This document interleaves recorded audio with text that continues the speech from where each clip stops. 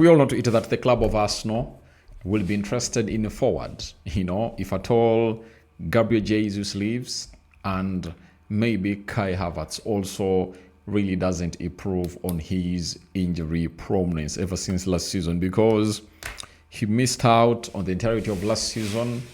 And when he returned in the preseason, we thought that he was going to be here, but he played only one game. And for the second game, he was really injured and is out because we would ahead obviously get what you call any injury. That is Kai Havertz for you. And now Arsenal have gone ahead to obviously add Samuel Omorodion Aghehowa onto their list. And this is really very impressive in there. Then we are going to be talking about Nuno Mendes on how Luis Enrique went ahead to improve onto his style of play and how his game has gone ahead obviously elevate at PSG. And lastly, we will be discussing Enzo Maresca fuming at Liam Delap for the red card that he got when they're really beating Wolverhampton Wanderers by 4-3. Smash the like button, comment and share. If at all you're watching us for the very first time, endeavor to subscribe to this channel so as not to miss out on stories that we do upload in here on a daily. And Rokani David is my name. You understand? And that is it. So we get into this story. We get into this story.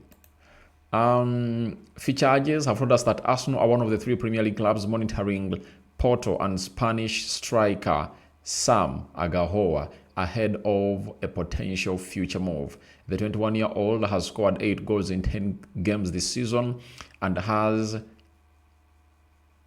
a £87 million release clause. Now, if you tell me that Arsenal is really interested in a striker like him, I'll tell you yes.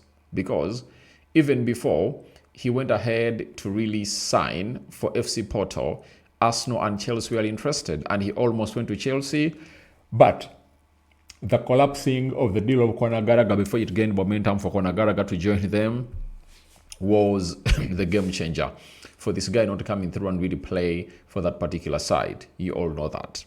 So, Omorodion is a striker that I think can come in through at Arsenal and really shake tables. Why? He is a physical striker. He's tall, 1.92 meters. And you know how Arsenal are really targeting tall players because of the set piece. Because of the set pieces, they've gone ahead to obviously learn. They've mastered the craft of really scoring very many set pieces as a club of Arsenal. You cannot doubt them onto that. Then, when you look at his technique, it's really great, and his output is also really great. Last season, 2024-2025, he played 30 games and scored 19 goals and put out 3 assists. You understand? Now, this season so far, he has played 8 matches and scored 6 goals in there. And that means that he's one of those that will obviously go to 20-30 goals this particular season if you've been known following up on him. He's 21 years of age, and coming at Arsenal and telling him that you're obviously going to be an understudy of Victor Gyökeres, I don't think that he will say he'll give Arsenal a big no. I don't think he will. I like the way he busts into space. He's a press monster. He has a very hard shot on him. He's a clinical finisher. And I can tell you, he is what we call a complete center forward.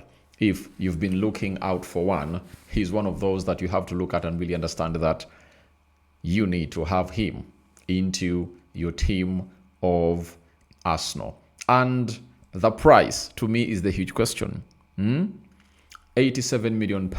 I tell you, you can't spend £87 million on a player who is obviously going to come in through and be a backup striker.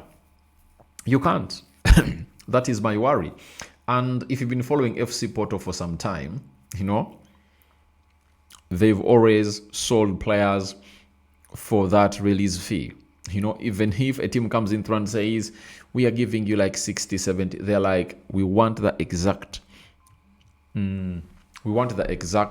price that we set up in there.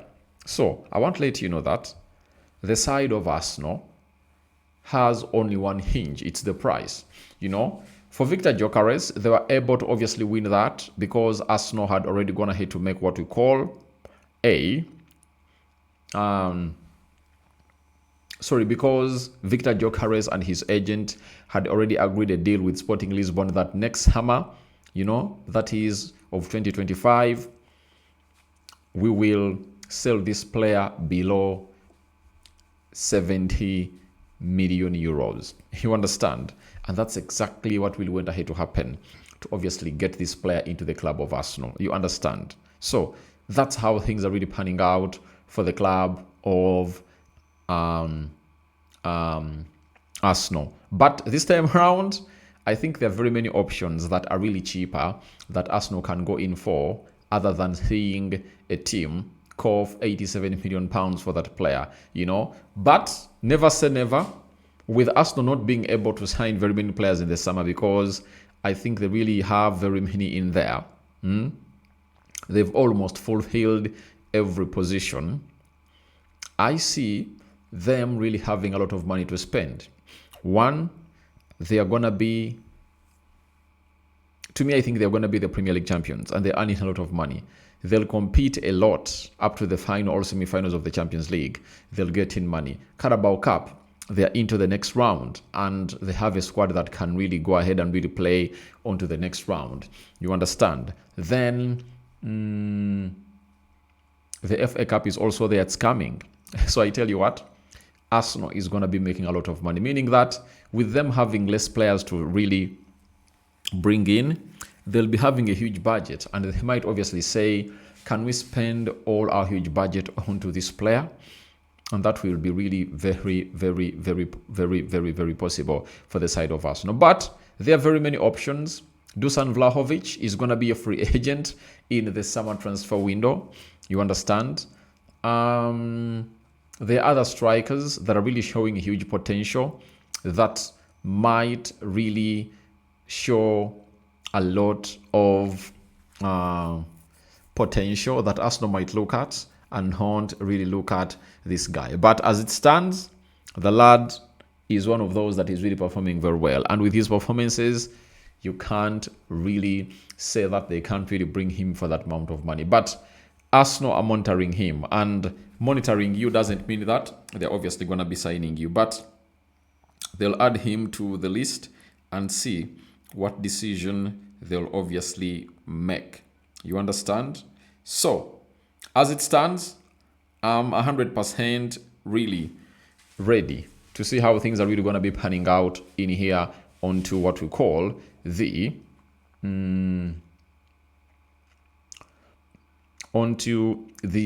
this transfer in here. And let's leave this guy and let's go to Nuno Mendes. Right now, he's one of the best left backs in the world, you know, and he has given us the secret that has made him turn out to be that guy that he is at PSG. And he says, at the beginning, I wasn't very strong in defense. Luis Enrique noticed that. He helped me a lot defensively before. In 1v1s defense, it was a bit difficult because I only thought about attacking. But he told me, you have to defend better and then I'll give you the freedom to attack. So he came up with a task, and he told him that if at all you fulfill that task, then I'll give you the option to attack. And we've obviously gone ahead to note it that defensively, he's really great. We've seen him pocket Lamine Yamal, you know, in what we call the Nations League when Spain was playing Portugal in the finals in there. And when Barcelona was beating, when PSG was beating Barcelona, you know, in the Champions League. I think that was the second game of Barcelona and PSG. You understand? He pocketed Lamine Yamal, meaning that his defensive skills have improved ever since Luis Enrique came in through to really play his part as a manager of PSG. And he told him, if you want to come in through and obviously attack, you have to first fulfill this and really master the art of defending. And when he mastered the art of defending, now the manager gave him the freedom to attack, meaning that Luis Enrique is a man of his word. He promised and then went ahead to fulfill. You understand? So kudos to Luis Enrique in there for you. Now, for the side of Chelsea, yesterday, as they played against Wolverhampton Wanderers in what we call the